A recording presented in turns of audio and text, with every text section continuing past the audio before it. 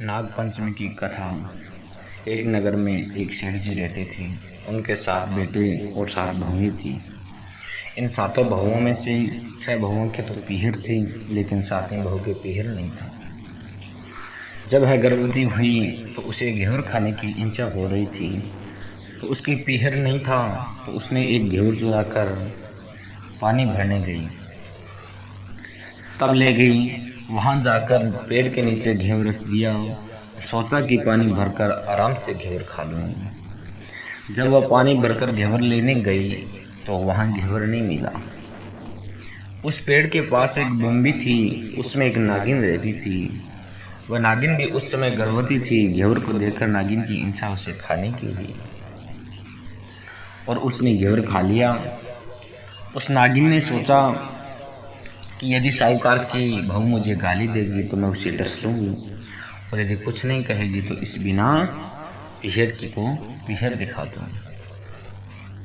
साहूकार के बेटे की बहू ने कहा कि शायद कोई मेरी जैसी होगी जिसने ये घेवर खा लिया।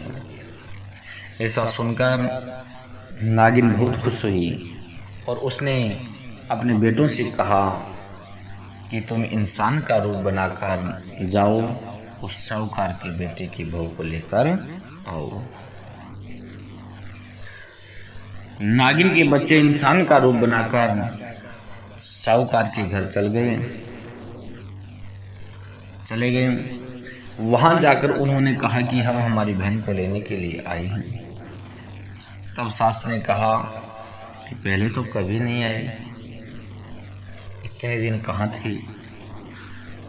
तब उन्होंने कहा कि जब हमारी बहन का जन्म हुआ तब हम नानी के घर थे, और शादी हुई तब हम परदेश कमाने के लिए गए हुए थे। और लड़कों ने बहुत सारे कपड़े और गहने और मिठाइयाँ बहन के सास और जेठानियों के लिए ले दी थी। सास अत्यंत प्रसन्न हुई और जेठानी उसे देखकर जलकुट रही थी, तो सास ने बहू को उनके साथ में भेज दिया और बॉम्बे के पास जाकर उन्होंने कहा, बहन हम नाग हैं। उस दिन जब तुमने पेड़ के नीचे घेवर रखा था तब तुम्हारा घेवर हमारी माँ ने खाया था, और उन्होंने तुम्हें अपनी बेटी माना है।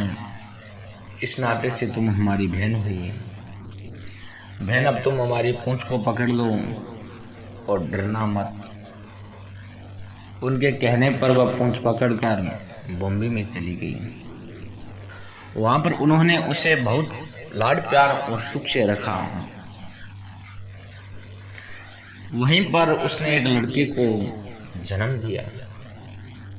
जब उसका लड़का थोड़ा बड़ा हुआ तब की बात है, पड़ोसन ने साहूकार के बेटे की बहू को सिखा दिया, अगर तू तेरी माँ की इतनी लाडली है तो तू तेरी माँ से कहना कि आज तो नागों को दूध में ही पिलाऊंगी। पड़ोसन का ताना उसे सहन नहीं हुआ। वह माँ से जिद करके नागों का दूध ठंडा करने लगी। अभी तक दूध ठंडा नहीं हुआ था, उससे पहले ही उसके बेटे ने घंटी बजा दी। घंटी की आवाज सुनकर छोटे बड़े सारे नाग दूध पीने के लिए दौड़ पड़ी। जब उन्होंने दूध में मुंह लगाया तो भूतों का मुंह जम गया। तब नाग क्रोधित होकर बोलने लगी कि हम बहन को काटेंगे। उसकी माँ ने उन्हें समझाते हुए कहा कि इसे मत काटो, ये तुम्हें आशीष देगी। तब साहूकार के बेटे की बहू ने कहा, जियो मारा नाग नागिनी, जियो मारा खड़िया वीर, वीर उठावे देखनी रो चीर, चीर तो फट जावे पण वीर जीता रेवे।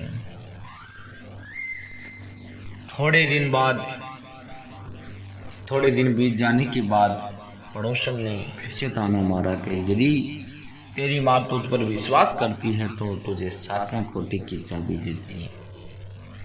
उसने माँ से जिद करके चाबी ले ली और जब ताला खोला तो अंदर झूले में बाबा नाग झूल रहे थे। उसने बाबा नाग से कहा, सत श्री राम बाबा। उन्होंने कहा कि तूने सत श्री राम कर लिया, वरना मैं तुझे डस लेता। तब उसने कहा कि आप तो मेरे पिता हो, मुझे कैसे डस सकते हो। पर बोली, जियो नाग नागिनी जियो वासुकी नाग, जिन मेरो लाड लड़ाया 9 करोड़ को हार।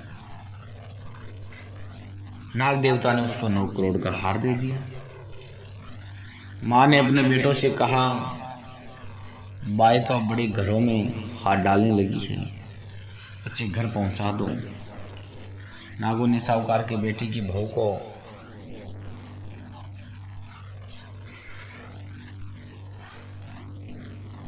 बहुत से गहने कपड़े दिए और ससुराल पहुंचा दिया। थोड़े दिनों के बाद उसका बच्चा झाड़ू तोड़ रहा था। ताई ने कहा, झाड़ू मत तोड़, इतना तोड़ने का शौक है तो तेरे नाना मामा के यहाँ से लाया होता। सांपों ने सुन लिया। माँ से जाकर कहा, माँ ने कहा, 2 झाड़ू सोने की बनवाओ और 2 चांदी की बनवाओ और दे आओ। ताइयां देकर जल गई, कहने लगी, इसके तो ताने मारने से धन बढ़ता है। कुछ दिनों के बाद की बात है, बच्चा गेहूं बिखेर रहा था। ताई ने ताना मारा, गेहूं बिखेरने का शौक है तो नाना मामा से ले आता, हमारे यहाँ तो मत बिखेर। सांपों ने सुन लिया। जाकर माँ से कहा। माँ ने कहा, 2 बोरी दाने सोने की घड़ाओ और 2 बोरी दाने चांदी की घड़ाओ और दे आओ। ताइयां और जल गई, कहने लगी, इसे ताने मत मारो, इसका धन बढ़ता है। छोटी जिठानी लकड़ी लेने गई, वहां सांप था। उसने सोचा सबसे छोटी को भेजना चाहिए, सांप उसे खा जाएगा तो मुसीबत मिट जाएगी। छोटी बहू लकड़ी लेने गई तो वहां सांप बैठा था।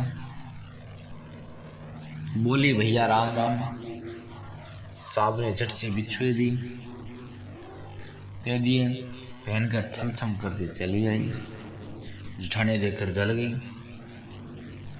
2-4 दिन बाद पान के गड्डियों में से एक सांप देखा तो बड़ी जिठानी ने सबसे छोटी को पान लेने भेजा।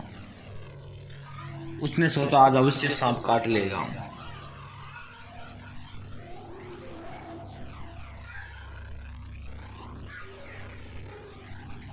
सांप को देखकर छोटी बोली, भैया घर की क्या हालचाल है, घर में सब ठीक है? सबको मेरा राम राम कहना।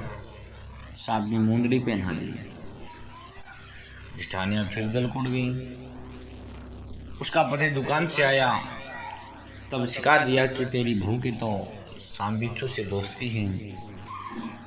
साहूकार का बेटा अपनी बहू से रात को कहने लगा कि सच सच बात बताना, सांप बिच्छू तेरे क्या लगते हैं, तो तुझे काट खाने के बजाय गहने देते।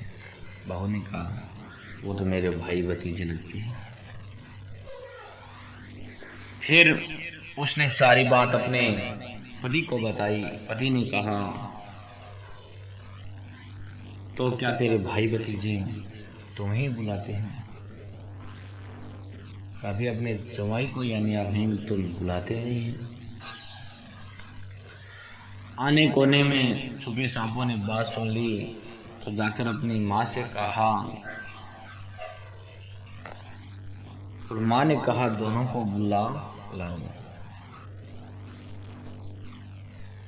फिर महाराज वे इंसान का रूप बनाकर दोनों को व बच्चों को बुला लाए। खूब कपड़े गहने देकर तीनों को विदा किया। ऐसा समर्थ पीहर नाग पंचमी की कहानी कहने वाले को, नाग पंचमी की कहानी सुनने वाले को सबको मिले। जैसी अनपीहरी वो पहले रही थी, किसी को भी नहीं रखे।